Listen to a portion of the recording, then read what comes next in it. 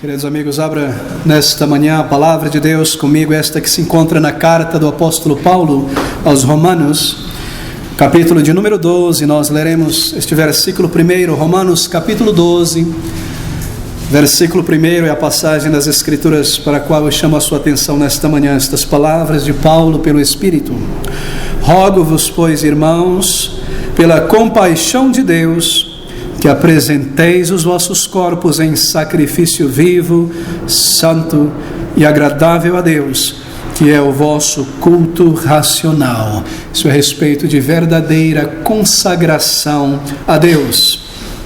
É a respeito de consagração diária, queridos amigos. Consagração é um tema maravilhoso, é um tema tremendo, é um tema que deve estar próximo do coração de cada crente em Jesus Cristo. A nossa vida como crentes ao longo dessa peregrinação deve ser uma vida de retomada consagração, uma vida de rededicada entrega, e consagração representa isso, a entrega de nossos corpos, mente, tudo o que nós somos, ao louvor, ao serviço do Senhor.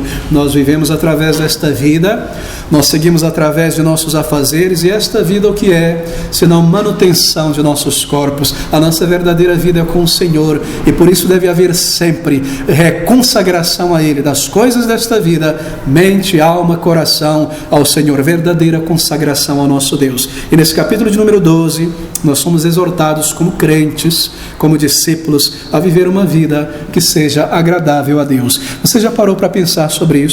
Uma vez, muito tempo atrás, isto me afetou grandemente. Nós temos o costume de ler muitas passagens da palavra de Deus que são gloriosas e belas, e por lê-las tantas vezes, nós perdemos o poder, não é? Muitas vezes da palavra, da verdade comunicada aqui.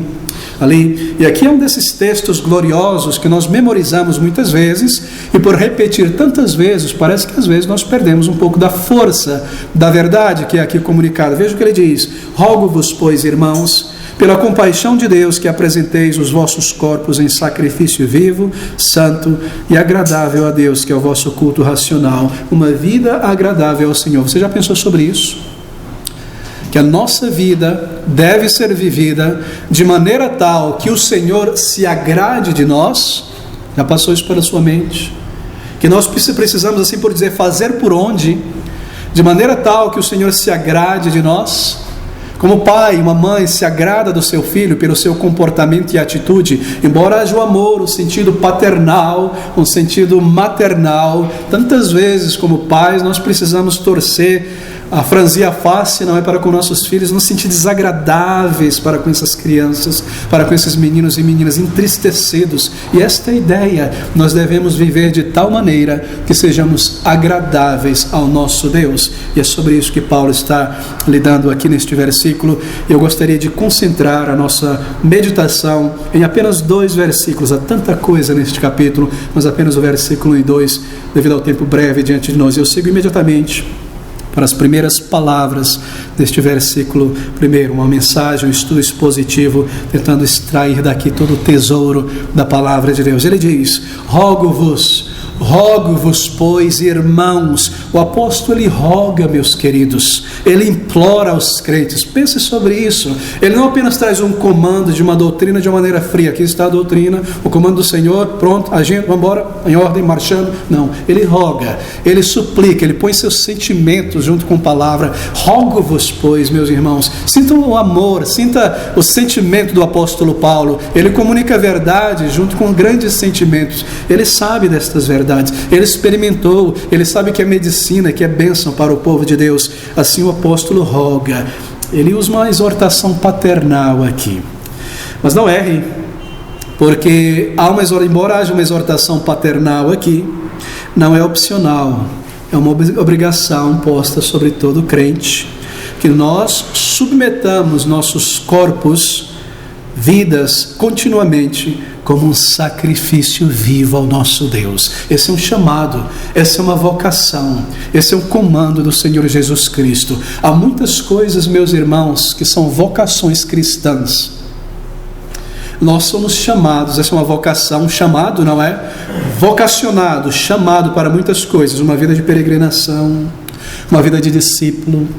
E aqui está uma vida de rededicação diária, oferecer nossos corpos ao Senhor.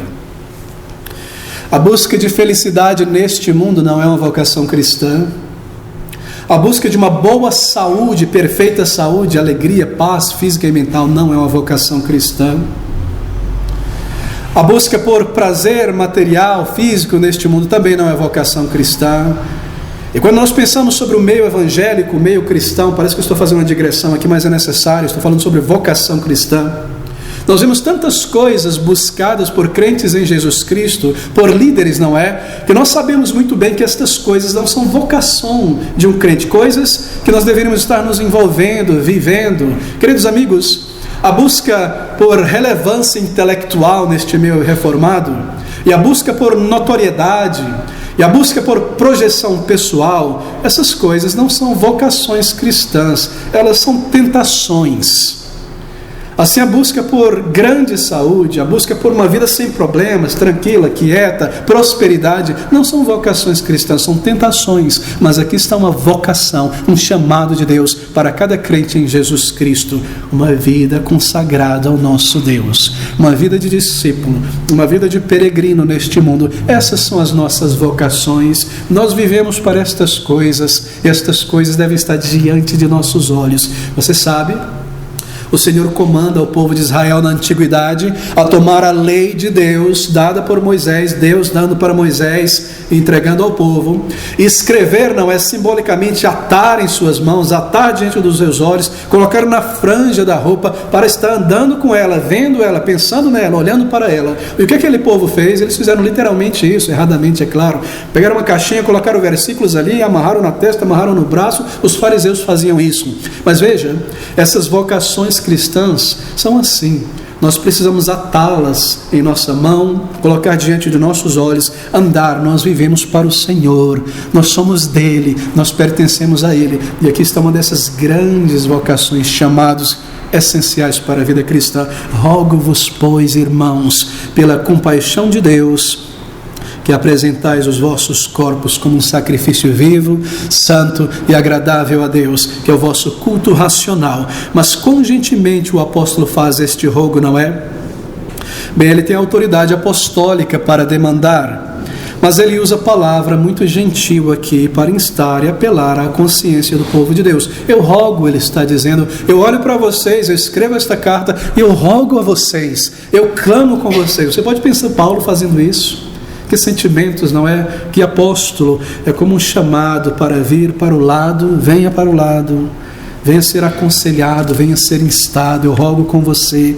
E este rogo do apóstolo, ele pressupõe obviamente uma prontidão da nossa parte em ouvir e nos submeter a este chamado, a este comando de Cristo. Bem, nós somos pessoas salvas. Nós confiamos em Cristo, nós recebemos tanto de Deus, recebemos tanto através do Senhor Jesus Cristo, bênçãos sobre bênçãos, são chuvas de bênçãos, como diz aquele antigo hino. E essa exortação do apóstolo Paulo, então ela deve ser recebida como um bem-vindo por nós, porque nós somos essas pessoas portadores de tantas bênçãos de Deus, e nós estamos desejosos de ouvir a palavra de Deus e responder a este rogo. E esta é a atitude do apóstolo. Rogo-vos, pois, por causa das muitas bênçãos, porque vocês são pessoas portadores de tantos benefícios, por causa disso, rogo-vos, pois, então pela compaixão de Deus, pois, irmãos, pela compaixão de Deus, esta dedicação, essa consagração. Rogo-vos, pois, isso nos conecta, não é? Esse versículo primeiro ao versículo anterior. Lembre-se desses conectivos. Versículo 36, porque dele, por ele e para ele são todas as coisas, glória, pois, a ele eternamente. Assim sendo, rogo-vos, pois, irmãos, porque toda a glória pertence a ele, rogo-vos, pois. O apóstolo conclui com uma grande doxologia. Por causa das misericórdias de Cristo, porque tudo pertence a Ele, nós somos dele, vivemos para Ele, tudo que nós temos vem dele. Por isso eu rogo a vocês que ofereçais a Ele um sacrifício santo, um sacrifício verdadeiro, agradável a Deus, que é o vosso culto racional. Ele então passa a definir o que é essa consagração, o que é esse oferecimento de um culto racional. Bem, aqui está, sob a luz do fato de que tudo que nós somos e temos pertence a Ele, vem dele, não somente nossa vida física, saúde, força, anos de vida, mas é claro, vida espiritual, perdão de pecados, instrumentalidade no seu reino, nós deveríamos assim nos submeter a Deus, já que tudo pertence a Ele. Quão triste é o efeito de certas doutrinas em nosso dia, não é? Em nossos dias, que massageiam o ego do crente, que levam pessoas a uma ideia de que a vida deve ser vivida de uma maneira triunfalística, materialmente falando, e que você é tratado como o rei, o príncipe na casa de Deus, e coisas desse tipo, de tal maneira que você se esquece que Deus cobra de nós uma vida inteira, uma vida agradável a Ele. Quão triste estamos tão acostumados com este jargão, com este ensino, não é? Com essas palavras de ordem, assim por dizer, que nos insuflam o ego e nós esquecemos que tudo que temos e somos vem dEle, e por isso, pois, nós devemos consagrar e oferecer de maneira proposital, consciente, inteligente, a nossa vida diariamente como um sacrifício ao Senhor. Queridos amigos, nós pensamos sobre isso, nós consideramos estas coisas, tudo que nós temos vem dEle, de onde Ele está, na sua glória eterna, Ele nos vê, e Ele enviou o seu Filho amado para morrer em nosso lugar. Pessoas que seriam chamadas ao longo da história. Não é maravilhoso pensar que nós somos, cada um de nós, uma dessas pessoas? Às vezes eu penso, porque Deus me chamou a pessoas tão melhores do que eu, tão mais inteligentes, mais capazes, mais altruístas, mais perspicazes. Ele olhou sobre mim. Isso é uma grande bênção. Por isso, eu devo oferecer a minha vida diariamente como um sacrifício ao Senhor. Isso é consagração. Homens e mulheres, por quem Ele morreu, tendo nos conhecido e nos amado antes da fundação do mundo. Essas coisas devem nos tocar. E Paulo está falando sobre isso no versículo 36. Então, de maneira aplicativa, ele começa a aplicar no versículo 12, mas também todas as coisas que nós temos vindo dele, veja isso, são também para ele, porque tudo é dele, por ele e para ele. Assim, se tudo que nós somos e temos vem dele e é para ele, então nós devemos nos entregar a Ele diariamente. Através dele, Ele adquiriu todas as coisas, são dele, pertence tudo a Ele, e assim também todas as coisas são para Ele. E um dia nós veremos o nosso Salvador, e é melhor que nós vivamos agora, queridos amigos, e arranjamos os tijolos da nossa vida, assim por dizer, de uma maneira a contentá-lo, a agradá-lo, os nossos passos, a nossa vida diária, as nossas escolhas para o futuro. Nós devemos pensar nele e tomar nossas decisões tendo em vista o nosso Salvador. E diante dos nossos olhos, no centro da nossa mente, nós devemos ter essa consideração, que eu vou fazer essa escolha para a vida, a minha decisão imediata agora neste momento.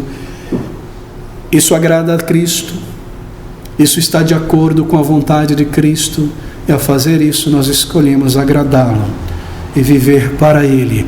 Assim, tudo é dele, tudo pertence a Ele, tudo é através dele e tudo deve ser para Ele. E sobre a força dessa verdade expressa nessa doxologia, no versículo 36, então Paulo, eu rogo, eu clamo, eu insto com vocês, meus irmãos. Bem, antes de apresentar esta exortação, o apóstolo adiciona ainda mais um motivo para sermos completamente entregues ao Senhor. E o motivo é este: eu rogo-vos, pois, irmãos, pela compaixão de Deus. A compaixão de Deus pode ser traduzido também como misericórdia, ou misericórdias também pode ser no plural. E são muitas as misericórdias de Deus para nós. Sem essas misericórdias, sem essa compaixão de Deus, nós não estaríamos neste lugar hoje. As nossas tendências são tão fortes para este mundo, para a indisciplina, para tantas coisas. As distrações do mundo são tão grandes e as tentações tão poderosas. Se não fosse por causa dessas misericórdias, dessas compaixões de Deus, você e eu não estaríamos aqui neste lugar. Nós pensamos sobre as misericórdias de Deus. Pense sobre as misericórdias de Deus que você recebeu no passado por um minuto. Misericórdias de Deus. Salvação. A maior de todas as misericórdias possíveis. Ser salvo. salvo da condenação eterna, ser salvo das chamas eternas. Oh, meus amigos, só de pensar sobre isso, uma eternidade longe de Deus, em um lugar de miséria, de ódio, de tragédia, por toda a eternidade, ser salvo do maligno, ser salvo do domínio do pecado, de ser uma marionete, um objeto em sua mão para pecar contra Deus, e ser salvo deste velho eu terrível, horrível, dominante, que mesmo agora depois da conversão eu vejo ele tentar voltar e me dominar. Ser salvo, ser liberto destas coisas, tendo uma vez sido prisioneiro destas coisas. Perdão de todos os meus pecados, a consciência culpada e manchada agora limpa, agora restaurada, agora transformada. Ser salvo, ser liberto, livre. Se o Filho vos libertar, diz o Senhor, e aí está a salvação, sereis verdadeiramente livres. E então vida na alma para podermos nos relacionar com Deus, nova vida, nova natureza, novo entendimento sobre Deus, sobre a salvação, sobre a palavra de Deus, sobre o mundo, porque as pessoas se comportam como elas se comportam. Porque este mundo está indo nesta direção, saber, se alguém que sabe agora das coisas, conhecer e entender, tendo tudo isso diante de nós.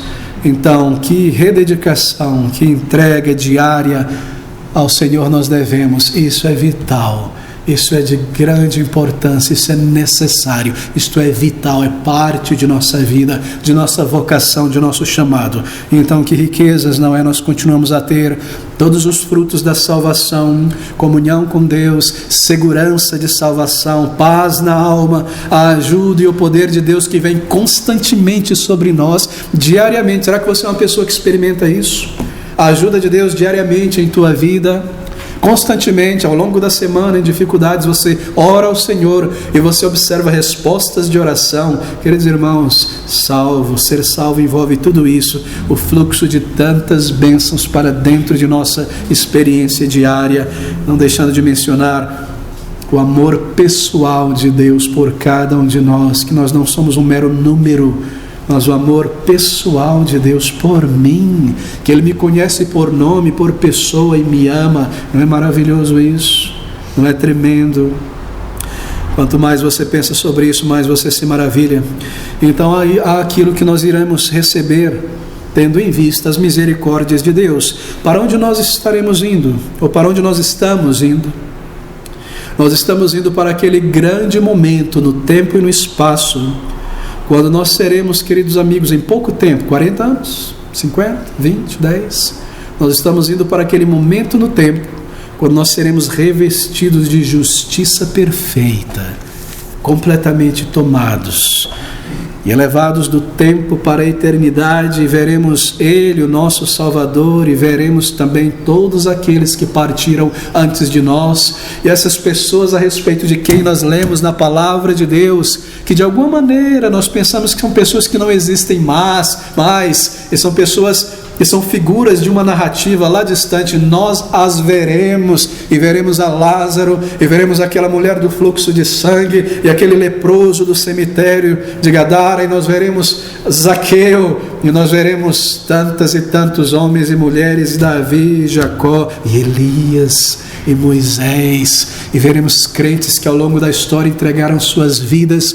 em amor ao Senhor, em uma consagração verdadeira, seus corpos, suas mentes para louvar, para escrever, para pregar, para falar do amor de Cristo, seus corpos saindo às ruas, entregues, vidas, tantas milhões de homens. E que alegria não é será entrar naquele céu, no paraíso de Cristo, se nós estivermos aqui quando Ele retornar, ou no novo céu e na nova terra aí criado por Deus, e tão conscientes como agora, poder olhar e falar, e entender e sentir. Ao entrar ali, nossas mentes serão emancipadas. Quantas bênçãos, quantos privilégios, e por causa disso, rogo-vos, pois, irmãos, pela compaixão de Deus, que apresenteis as vossas vidas, os vossos corpos ao Senhor, de uma maneira agradável. Bem, queridos amigos, por causa das compaixões de Deus, você e eu devemos apresentar os nossos corpos. Apresente de uma maneira consciente.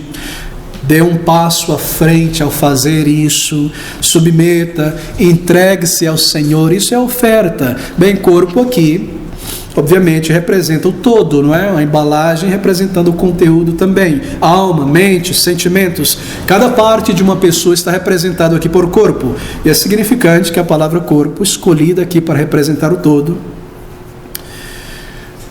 seja a palavra escolhida, não é? Você percebe? Não é significante que ele diz: apresenteis os vossos corpos. Por que ele diz isso e não apresenteis as vossas mentes, o vosso coração? Não é interessante? Apresenteis os vossos corpos. Eu creio que isso é feito porque muitas vezes, talvez você concorde comigo, nós entregamos ao Senhor as nossas almas, mas não entregamos os nossos corpos na mesma extensão. Por isso entregais os vossos corpos. Ele diz: rogo-vos, pois, irmãos, pela compaixão de Deus, que apresenteis os vossos corpos em sacrifício vivo, santo e agradável a Deus. De que maneira isso se dá? De que maneira você oferece então o teu corpo ao Senhor? Bem, você faz isso como quem oferece uma oferta a Deus, um sacrifício, diz o apóstolo. Percebe a ilustração? Paulo é cheio de ilustrações. Ele está usando a ilustração de um sacrifício oferecido sobre o altar de Deus. O cordeiro era levado, o sacrifício era levado, ele era oferecido, não é?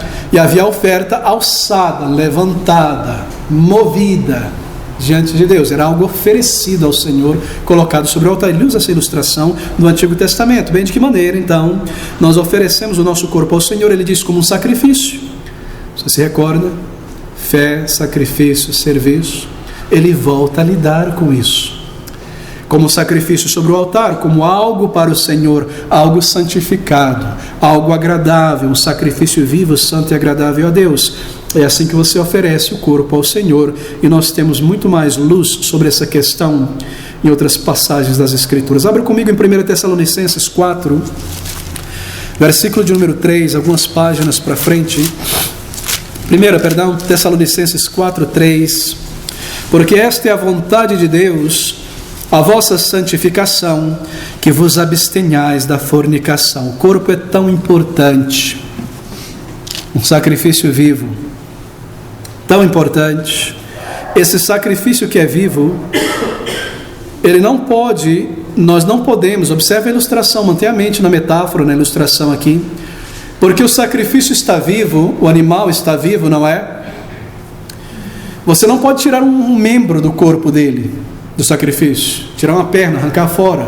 Está vivo, não está morto para cortar. Rogo-vos, pois, irmãos, que ofereceis ao Senhor um sacrifício vivo, vivo ao Senhor. Esse membro, esta parte, porque você está vivo, ele continua com você. E conforme você segue a tua vida, você segue oferecendo todo o teu corpo ao Senhor. É um sacrifício vivo. Por quê? Porque ele é diário, ao longo da vida, diariamente, renovado diariamente. Em Romanos 6, versículo 12 a 13, ele expressa este mesmo sentimento. Ele diz: não permita você que teu corpo e as partes dele se tornem instrumentos do diabo para o pecado. 6, de 12 a 13. Não reine, portanto, o pecado em vosso corpo mortal, para lhe obedecerdes em suas concupiscências, nem tampouco apresenteis, observe, os vossos membros ao pecado por instrumento de iniquidade, mas apresentai-vos, reverbera os sentimentos do capítulo 12, como vivos dentre os mortos, e os vossos membros a Deus como instrumentos de justiça. Palavras tão profundas do apóstolo aqui. Não permita, ele diz, que o teu corpo e as partes dele se tornem instrumentos. O grego aqui é armas, se tornem armas para serem usadas na campanha da impiedade. Não permita que a tua mão se torne um instrumento para o pecado, partes do teu corpo, um instrumento para o erro. Não permita que o teu lábio, a tua língua se torne um instrumento na mão do pecado do diabo para o pecado. O teu corpo, as partes dele, não permita que o teu corpo se torne uma vitrine da sensualidade, da concupiscência da carne, dos olhos e da soberba da vida. Não ofereça o teu corpo ao pecado, mas ofereça diariamente ao Senhor. Essa é a ilustração. Há muitos crentes que parecem não entender, não aceitar isso. Eles ouvem estas coisas, mas dizem: eu sigo com a minha mesma moda, eu sigo com os meus costumes, eu ofereço meu ouvido à música do mundo, a minha língua aos louvores deste mundo. Eles não parecem ter fé e misturar com fé o que eles ouvem. A palavra de Deus não fala às suas almas. Mas aqui Paulo roga, por causa das misericórdias que nós experimentamos em Deus, que nós ofereçamos o nosso corpo diariamente, as partes deles, como um sacrifício ao Senhor. Então nós vemos este versículo de número 16, ainda no capítulo 6 de Romanos, onde ele diz estas palavras: mas graças a Deus que, tendo sido servos do pecado, obedecestes de coração à forma de doutrina a que fostes entregues. É sempre assim, não é? Você observou? Essa é a natureza de uma pessoa não salva, entregue ao pecado. Ele ouve, aqui está a proclamação do Evangelho, ele ouve esta forma de doutrina, e o que ele faz? Ele obedece de coração. Então a conversão. Você ouve a palavra de Deus, esta forma de doutrina entregue por Paulo aqui, e você abraça de coração, e o resultado é vida dentre os mortos, é verdadeiro vigor espiritual, um sacrifício santo. Você se comporta de uma maneira mundana ou sensual, então você terá entregue o teu corpo, oferecido as partes dele ao diabo e ao mundo. Tenha certeza, quando você vê um homem, uma mulher usando roupas de uma maneira carnal, ele está consciente ou não, oferecendo o seu corpo, partes dele, ao diabo, ao mundo.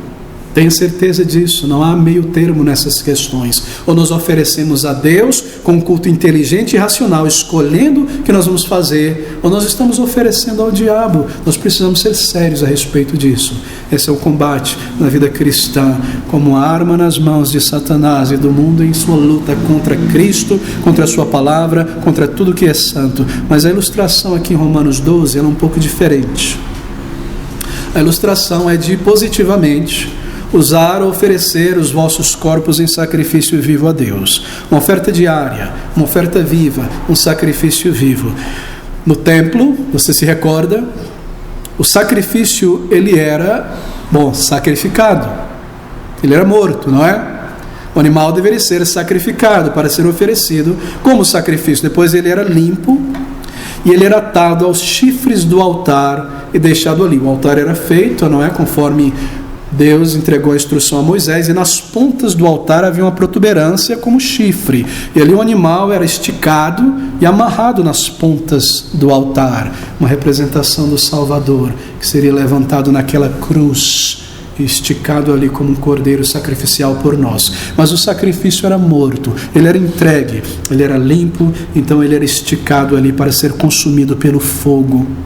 Queridos, era um sacrifício entregue, um sacrifício morto. Mas você deve ser um sacrifício ambulante, vivo. Rogo-vos, pois, irmãos, que ofereceis ao Senhor um sacrifício vivo. Aquele animal era um sacrifício morto, preso ao altar. Você deve ser, e eu, um sacrifício ambulante, um sacrifício vivo, uma vida diária oferecida ao Senhor, continuamente sacrificando o seu corpo ou mortificando o corpo para o mundo, continuamente oferecendo o corpo e a mente, tudo que há em nós, a Deus. Essa é a vida, a essência da vida de consagração, santificação, entrega ao Senhor. Como alguém oferece um sacrifício a Deus? Bem, diariamente fazendo morrer as paixões da carne, dos membros do corpo. Tudo que representa este mundo, e meu corpo oferecendo ao Senhor, e fazer isso de uma maneira consciente, algo vivo. É algo pensado, é algo intencional, é algo real, uma entrega voluntária. Deixa-me tentar ilustrar isso. O animal sacrificado sobre aquele altar, ele fica quietinho, não é ali parado. Ele é um sacrifício morto. Mas você e eu devemos ser sacrifício vivo. Eu não estou dizendo que isso é algo fácil, não estou dizendo, porque não é algo que acontece mecanicamente.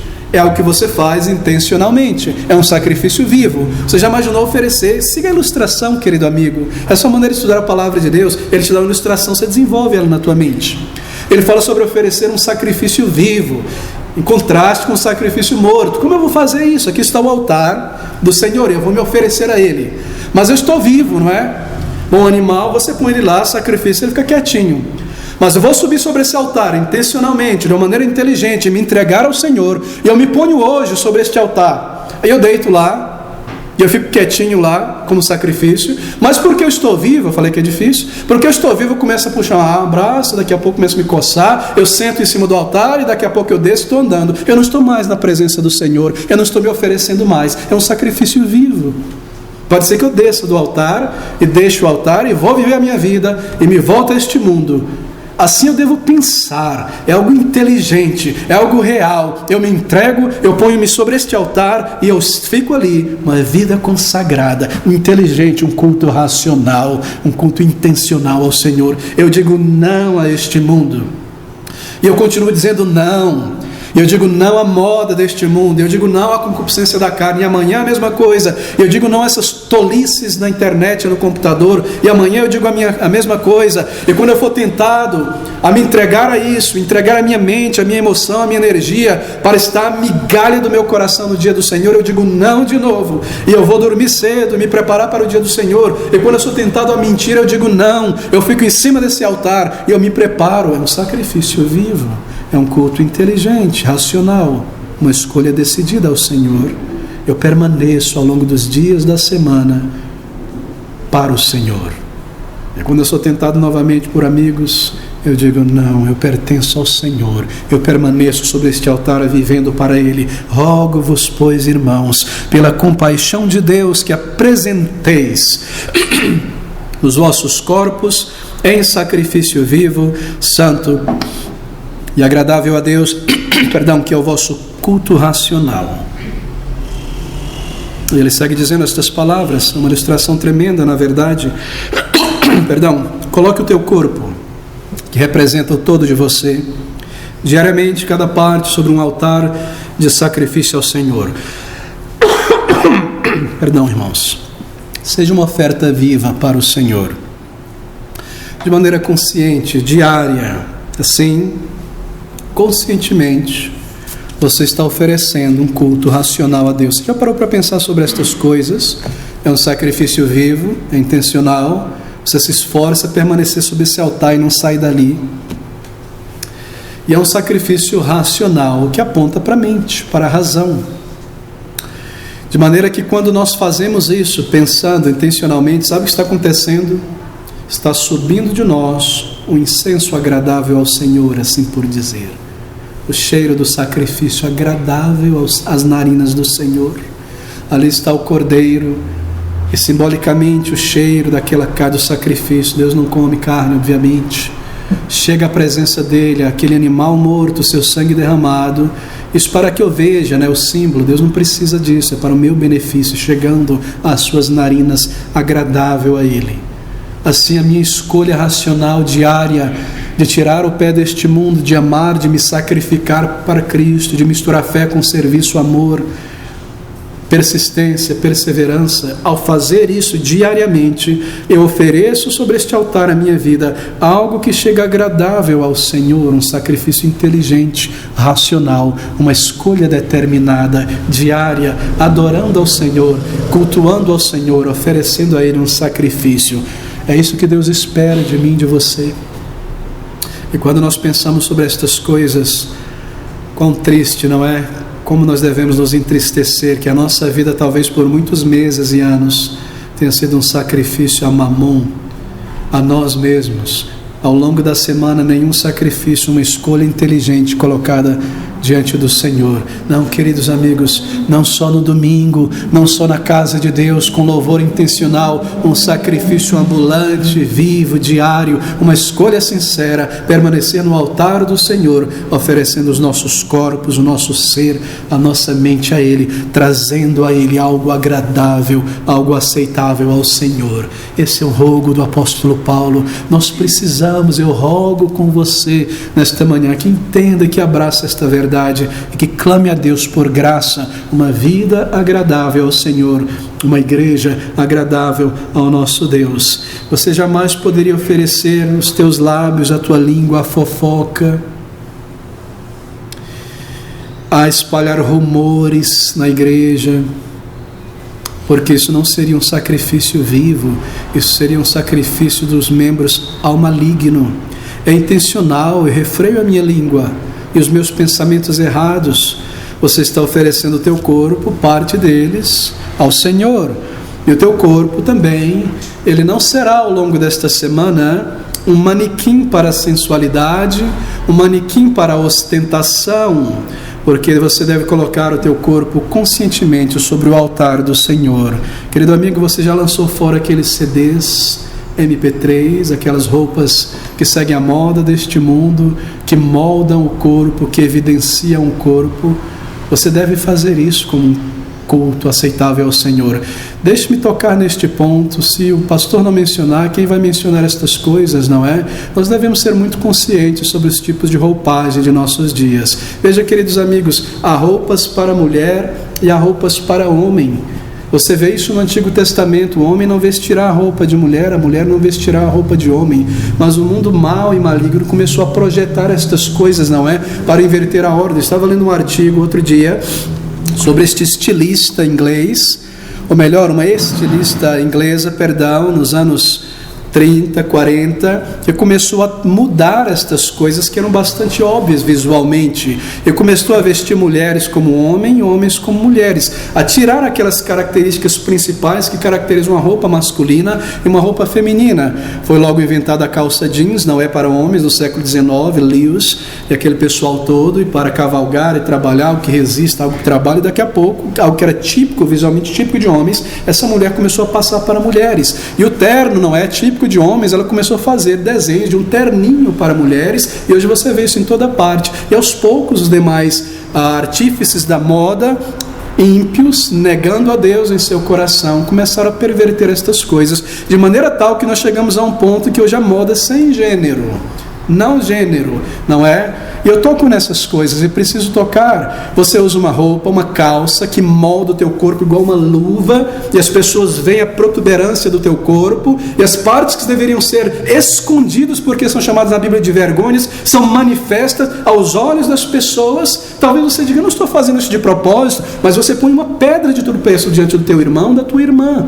Você está oferecendo o teu corpo como um manequim de sensualidade.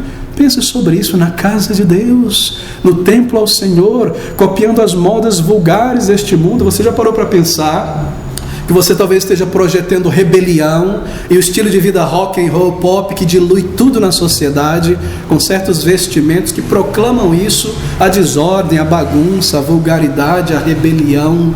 Pense sobre estas coisas. Pense sobre a moda, como ela tem mudado. Você se lembra, desculpe falar sobre estas coisas, roupas que são mais íntimas, que devem ser íntimas por trás da vestimenta que cobre todo o corpo. A moda pôs ela para fora, não é? Para fora. Começando com os desenhos, super-heróis vestindo roupas íntimas do lado de fora. E aos poucos as pessoas copiando estas coisas, com risada, com gracinha para se mostrar. E hoje nós vemos a sensualidade do mundo, a concupiscência da carne, gritando diante das pessoas e sendo bombardeados em toda parte por tudo aquilo que há de imoral.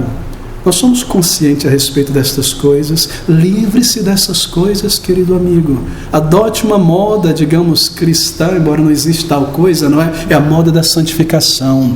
Deixe-me tocar em outro ponto. A música, como ela entrou em nossas vidas, não é? E nós oferecemos a nossa mente e o nosso ouvido a essas coisas intrinsecamente do mundo.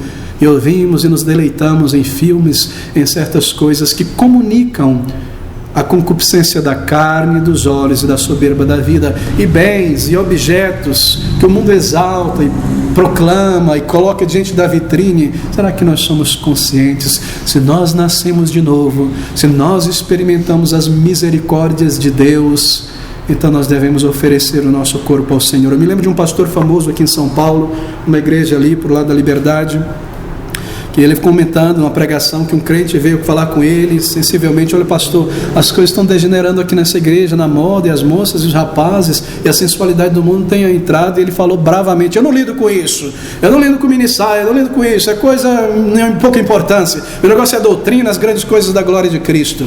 Mas quão triste, quão nécio.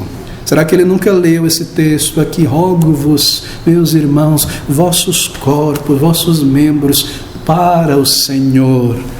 Oh, meus irmãos, Paulo fala sobre esta grande doxologia do versículo do capítulo 11, gloriosa doutrina, e de repente ele começa com a prática aplicada. Então, aqui neste mundo, com o pé no chão, na peregrinação, uma vida santa, uma vida intencional, inteligente para o Senhor, uma vida que seja agradável ao nosso Deus. Você jamais poderia fazer estas coisas como um crente. Se você tem feito, você deve mudar a tua posição para agradar ao Senhor. Eu irei agradá-lo, eu irei tomar, mesmo que eu tenha que perder certas coisas, eu irei mudar para o meu Deus e honrá-lo, uma oferta viva, santa, consciente, diária ao Senhor, de nossa mente, do nosso corpo, de nossas afeições. Mas veja ainda outra palavra neste versículo primeiro, que é o vosso culto racional. Apresenteis os vossos corpos em sacrifício vivo, santo e agradável a Deus. Termo interessante, vosso culto racional. Isso significa que para Deus, o sacrifício diário de nossos membros é um culto dirigido a Ele, como eu mencionei um minuto atrás. Nós estamos oferecendo culto ao Senhor. Há muito a ser dito neste versículo. Nosso tempo curto não permite. Ele ensina também que a nossa adoração deve ser racional. Esse é um outro aspecto da nossa vida. A nossa adoração como igreja na casa de Deus, ela não pode ser sentimentalista, desassociada da razão. Isso é sentimentalismo.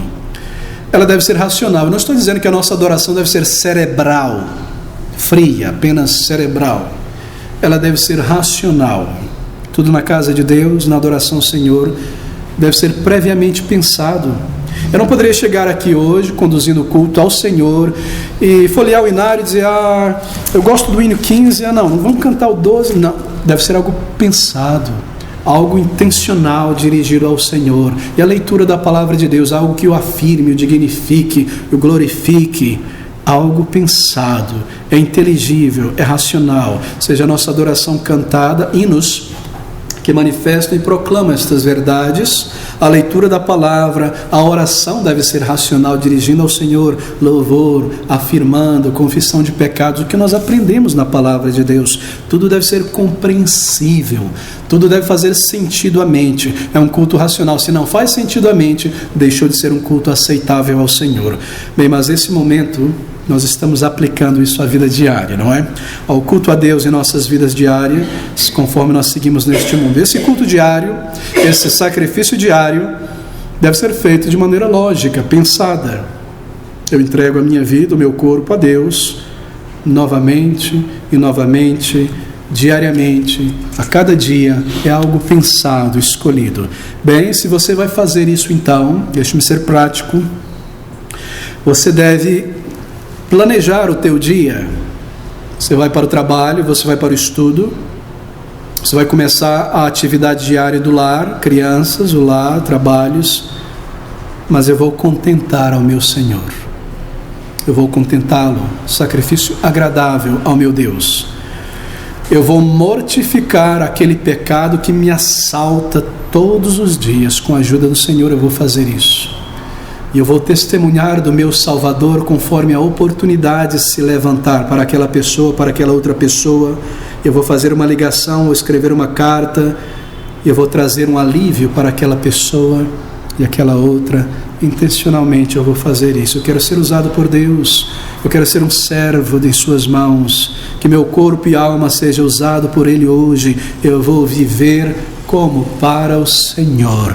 É um culto racional, lógico, inteligente. Essa é a ideia.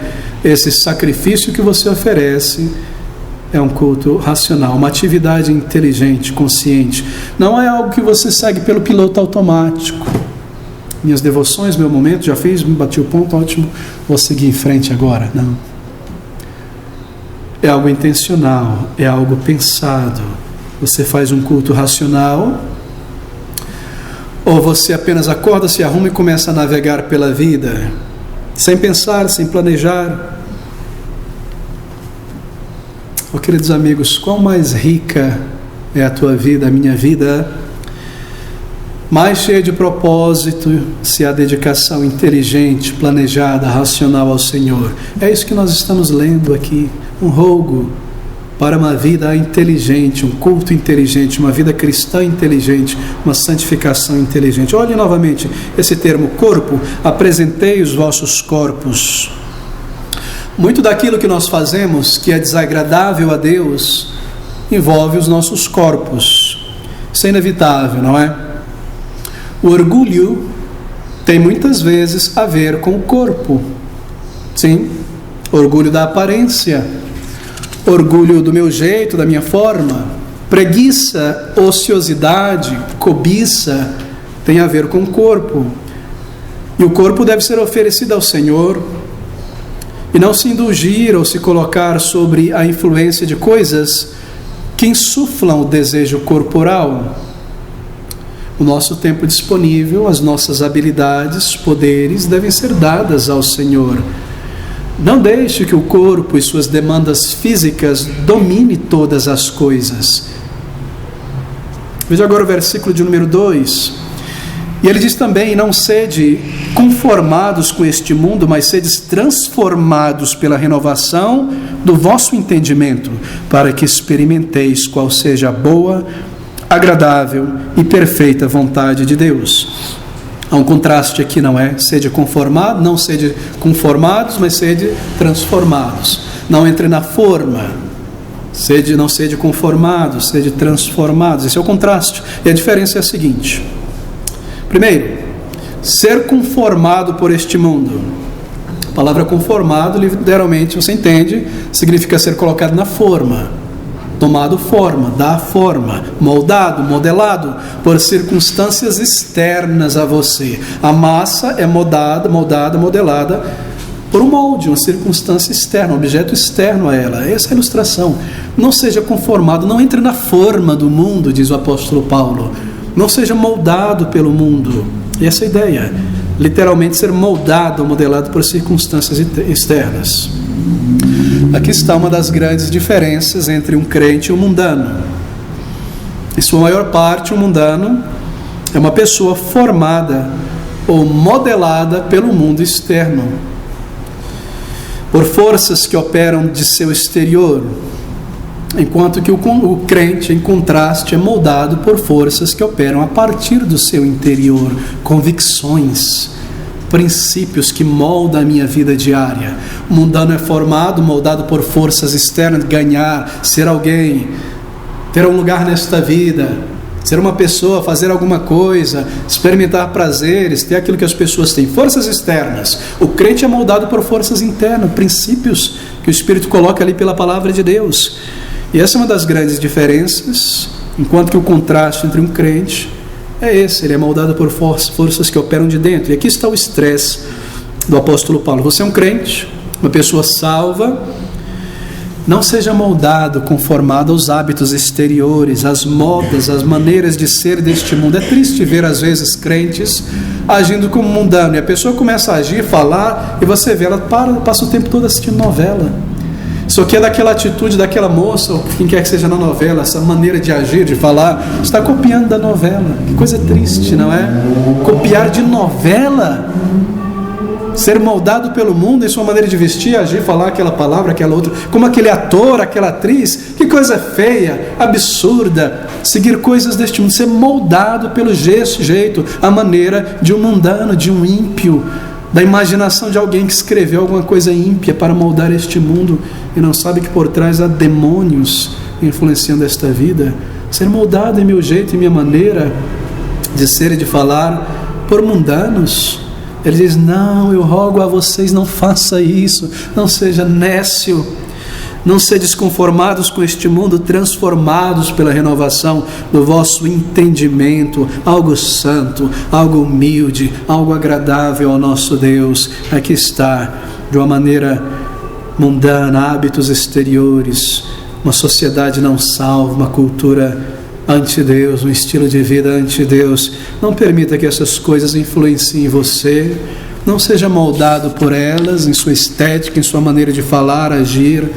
Não permita que o mundo, a sociedade em volta, coloque você dentro de uma forma e molde você e dê você um formato mundano, terreno, em seu estilo de vida, em seu palavreado, em seus hábitos. O mundo em volta é moldado e formado por estas coisas. Você está oferecendo um sacrifício vivo, santo e agradável a Deus no local de trabalho, em casa, entre o povo de Deus. Mas tristemente, em nossos dias, muitos crentes são também, e é trágico isso, moldados por este mundo. Há um movimento, queridos amigos, em muitas igrejas e países ocidentais, e nosso também, que diz que a cultura é neutra. Você já ouviu isso? Uma das coisas mais absurdas na face da terra. Cultura neutra, que nós estamos aqui para beber, para comer dessa cultura, aquilo que é bom deste mundo, a influência da cultura e influenciar e redimir esta cultura. Você não pode redimir o pecado e usá-lo em tua vida. É impossível. Você é uma pessoa separada deste mundo. Você é chamado a não ser conformado, moldado por esta vida, mas a ser transformado pela renovação do teu entendimento e não ir atrás desta cultura. E você sabe, agora a música mundana, ela é adaptada para a adoração a Deus. E talvez, como eu tenho mencionado, você é um crente há 5, 10 anos e vê essas coisas e levado a pensar que a igreja sempre foi assim, que é normal, mas nunca foi. Ela é assim hoje porque foi permitido que forças exteriores do mundo moldassem ela desta forma mundana. E não há mais, na maioria das igrejas, uma linha divisória clara entre aquilo que se espera de uma conduta de um crente e de uma conduta de um mundano.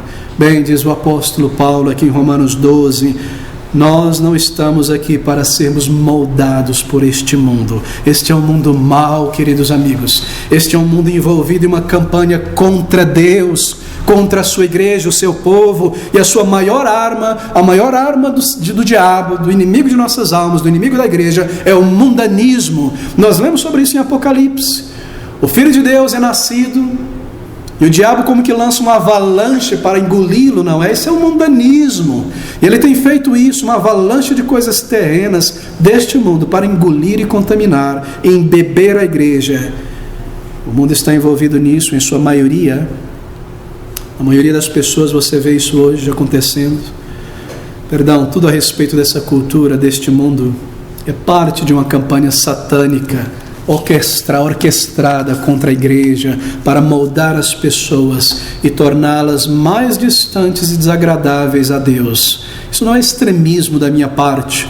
Eu lhe recordo 1 João 2,15, porque tudo o que há no mundo não é a concupiscência da carne, dos olhos e a soberba da vida. Está no mundo. Pense nos objetos do mundo: a música, a sensualidade, o modismo, as filosofias, a estética, mesmo a arquitetura e coisas tantas, em objetos, as ideias, a filosofia e os objetos. Agora pense 3 carimbos. Um carimbo está escrito concupiscência da carne, outro concupiscência dos olhos, outro soberba da vida. Os objetos do mundo são carimbados assim. Há nele, nessas coisas, tudo o que há no mundo, há nisso a concupiscência da carne, dos olhos e a soberba da vida. Como eu posso trazer isso para a igreja e moldar e copiar e adaptar estas coisas para a igreja? Por mais inteligente, artísticas e belas, humanamente falando, estas coisas trazem este carimbo deste mundo mau. E o capítulo de número 5, versículo de número 19, ouça essas palavras do apóstolo Paulo.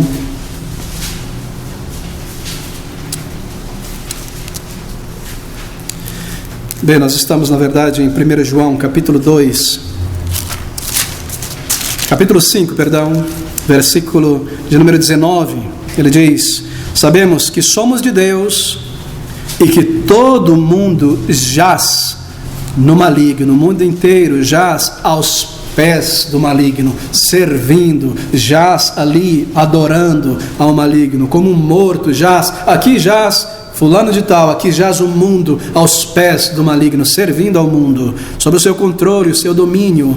Maligno aqui representa o diabo, a sua influência, e todo mundo jaz aos seus pés, e ele molda, e ele dá forma aos filhos da desobediência. Como eu poderia copiar estas coisas e trazê-las para a minha vida, para dentro da igreja, dentro do meu lar? Rogo-vos, Paulo roga, ele insta, eu clamo a vocês, que não ofereceis os vossos corpos assim, que não sedes conformados com este mundo, mas sedes transformados.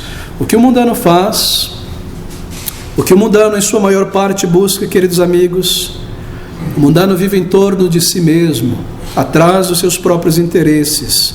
O que me promove, o que me satisfaz, minha carreira. E você pergunta a ele: o que você vai fazer? Porque você vai escolher essa profissão, essa carreira, morar neste lugar, agir desta maneira, etc. Eu vou fazer isso, eu vou fazer aquilo, porque isso me satisfaz, porque isso me traz ganho, prazer nesta vida. O mundo vive assim, para si. Não, o crente diz: eu vou escolher isto, esta área, esta profissão, esta carreira, para servir melhor à sociedade, à minha comunidade, porque nesse trabalho eu posso ser mais útil ao próximo. É muito triste às vezes, você demonstra simpatia no aconselhamento, mas às vezes vem um crente conversar com você: pastor, eu estou a ponto de escolher uma carreira. Que bom, um momento importante, entrar numa dessas avenidas para toda a vida. E o que você pensa em fazer? Bom, a pessoa não diz isso, mas algo do tipo: eu vou dedicar a minha vida a estudar as peculiaridades da filosofia mongol no século IV, naquele nicho daquela sociedade. Queridos amigos, desperdiçar a tua vida inteira, e a tua mente, o teu corpo?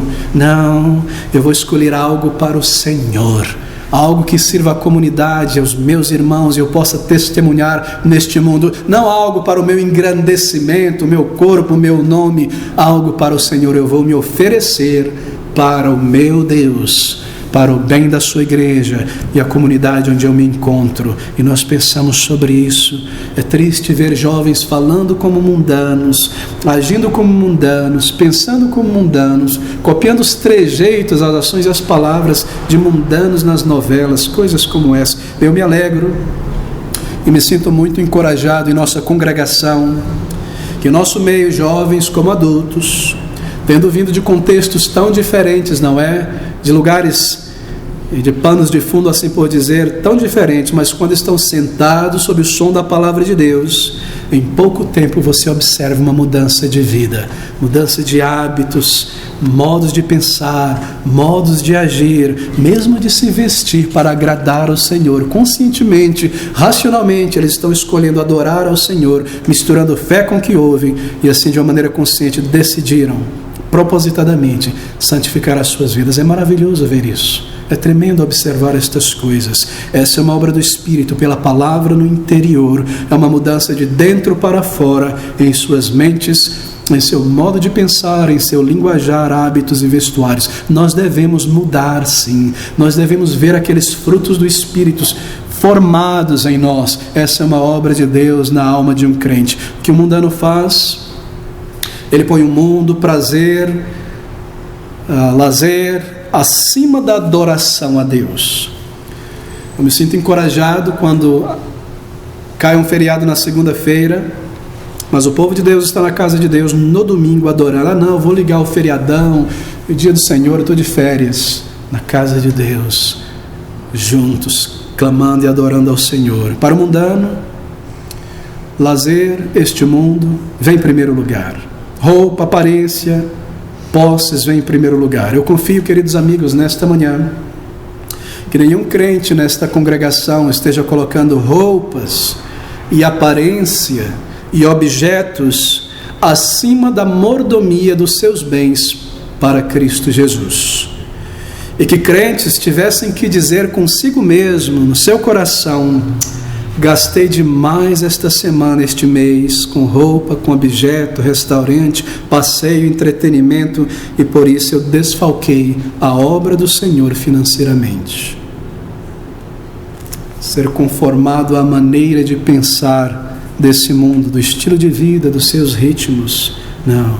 ser transformado por dentro pela renovação do vosso entendimento, aprendendo, isto é, aprendendo a pensar mais como um crente. A renovação do entendimento, sentir mais como um crente, imaginar mais como um crente, agir mais como um crente. A renovação do vosso entendimento, a cultura cristã, abandonar a cultura brasileira que nos molda, essa cultura ímpia, da desordem, do atraso, da indisciplina, de tantas coisas horríveis, e adotar a cultura cristã. Não é adotar a cultura norte-americana, japonesa, inglesa, não, queridos, é a cultura cristã, a renovação da mente, uma vida santa, ser transformados. Não é maravilhoso? Recentemente uma jovem da Bahia veio aqui num culto de oração, passou pouco tempo conosco, voltou para a sua cidade, mandou um e-mail para um outro crente dizendo quão maravilhoso foi estar naquela igreja e ouvir as orações e conversar com algumas irmãs ao final do culto. Parece que a gente já tinha se conhecido há 20 anos, a mesma mente, o mesmo desejo de honrar o Senhor. Quão maravilhoso é ver crentes que você pode encontrar em outra parte do mundo e em poucos minutos se identificar. Mente renovada em Cristo Jesus, o amor por Ele, essa é uma obra do Espírito Santo dentro de nós. Não ser conformado à influência deste mundo, ser transformado, pensar mais como um crente, cada dia adotar uma mente cristã, um sentir cristão, ser influenciado pela palavra e o Espírito de Deus operando em sua vida. Minha palavra grega traduzida aqui, você conhece, metamorfose, todo crente conhece, mas é uma metamorfose de dentro para fora, do interior para o exterior, não ser moldado por este mundo, uma mudança moral, cultural, porque nós damos os nossos corpos ao Senhor. Uma renovação diária de nossos gostos, desejos devem acontecer. E assim, nós nos tornamos pessoas que estão prontas a se arrepender de seus pecados e erros. Pessoas prontas para poder, com quem se pode contar para o reino de Cristo. Prontas para testemunhar. Diariamente nós colocamos os nossos pés no serviço do Senhor. Nossa vida, nosso corpo, nossa língua.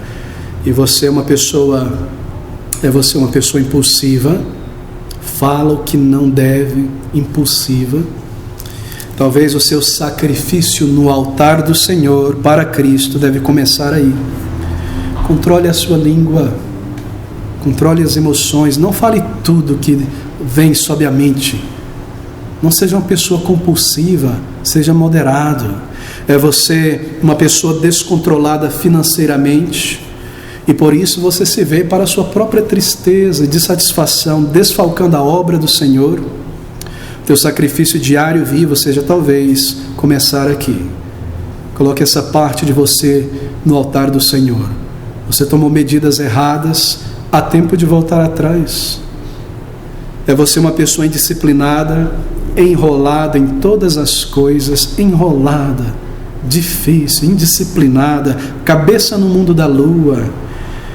Bem, de maneira consciente, estabeleça regras, limites para o uso do tempo. Escreva coisas para te recordar. Ponha 3 alarmes para te acordar. Lembre das coisas. Seja disciplinado. Tua vida pessoal com Deus, oração, o reino de Cristo, a obra do Senhor, o povo de Deus. Isto é, tenha prioridades. Há alguma dificuldade física? Vá ao médico, lide com isso, faça exercícios, ofereça o teu corpo como um sacrifício ao Senhor, faça isso propositadamente. Queridos amigos, graça e natureza andam juntos e não separados, corpo e alma estão unidos. Eu ofereço a minha alma e o meu corpo ao Senhor para vencer estas coisas, assim o adoro intencionalmente e o sirvo. Tudo isso é algo que você deve fazer de maneira consciente, um sacrifício consciente, o seu culto consciente ao Senhor, para que a sua vida inteira seja um ato de adoração ao teu Deus. E nós temos certas forças e nós temos certas fraquezas. Todos nós temos áreas em nossa vida que é doloroso mexer e sacrificar e buscar mudanças. Todos nós. Mas Deus teve misericórdia de você. Cristo colocou o seu amor sobre você e morreu por você.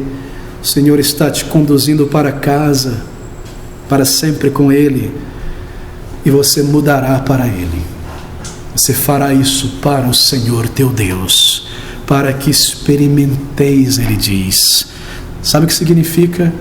Descobrir e provar. Isso é experimentar. Eu nunca experimentei, eu não sabia, eu descobri e eu experimentei. Quão maravilhoso!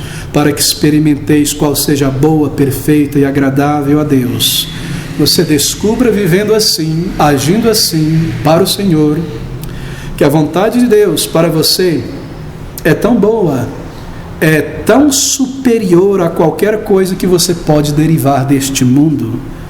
Queridos amigos, nós queremos a vontade de Deus para a igreja e a vontade de Deus para as nossas vidas individuais. E nós precisamos nos manter à parte deste mundo, incontaminados deste mundo, para experimentar então a vontade do Senhor. Isso é sobre manter o nosso foco e nossa missão neste mundo, na igreja. Não é algo para algumas pessoas, é para todo crente, toda pessoa regenerada. Provar o Senhor, experimentar a grandeza de Deus, os frutos de uma vida com o Senhor. Para isso, querido, verdadeira consagração intencional, inteligente, diária, vencer a si mesmo, prioridades espirituais. Rogo-vos, pois, irmãos, pela compaixão de Deus, que apresenteis os vossos corpos em sacrifício vivo, santo e agradável a Deus, que é o vosso culto racional. E não sedes conformados com este mundo, mas sedes transformados pela renovação do vosso entendimento, para que experimenteis qual seja a boa, agradável e perfeita vontade de Deus.